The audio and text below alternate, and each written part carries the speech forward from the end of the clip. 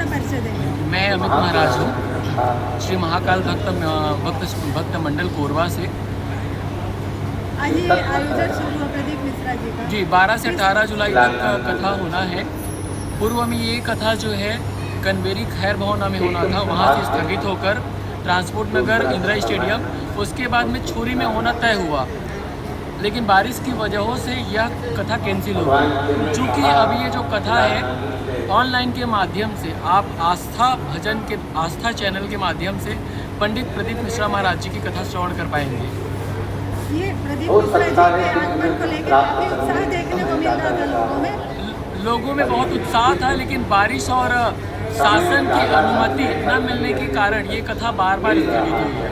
शासन की अनुमति प्रशासन के लिए कार्यक्रम के लिए नहीं बार बार हमें इस कार्यक्रम को स्थगित करना पड़ा। लगभग 3 स्थानों को कैंसिल करने के बाद में ये ऑनलाइन कथा का हमने डिसीजन लिया और ऑनलाइन कथा भी हो रही है। ये जो हो रहा है कौन सी जगह? ये स्थान तो हम अभी नहीं बता पाएंगे।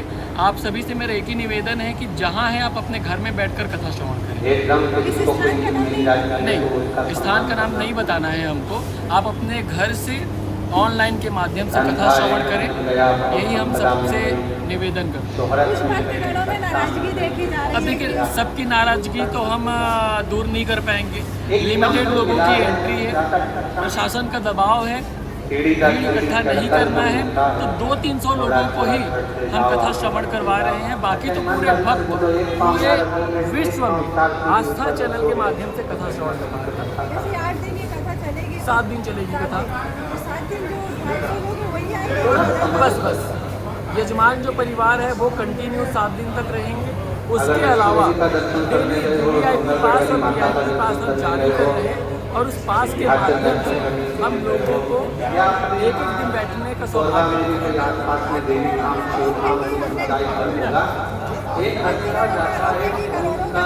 करोड़ों का चंदा किससे लिया गया है वो हमको आकर बताएंगे।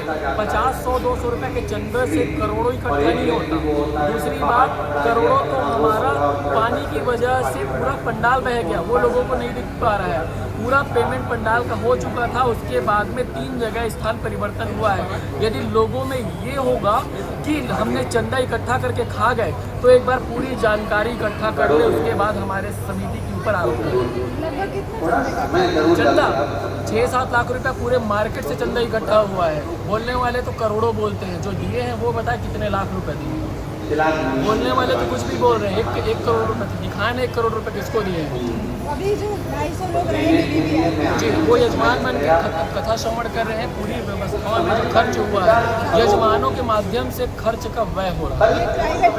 मान के चलिए, महाकाल प्राइवेट कार्यक्रम नहीं है तो सार्वजनिक ही कथा, लेकिन प्रशासन की अनुमति न मिलने के कारण कथा स्थगित हुई है, न कि हमारी वजह से।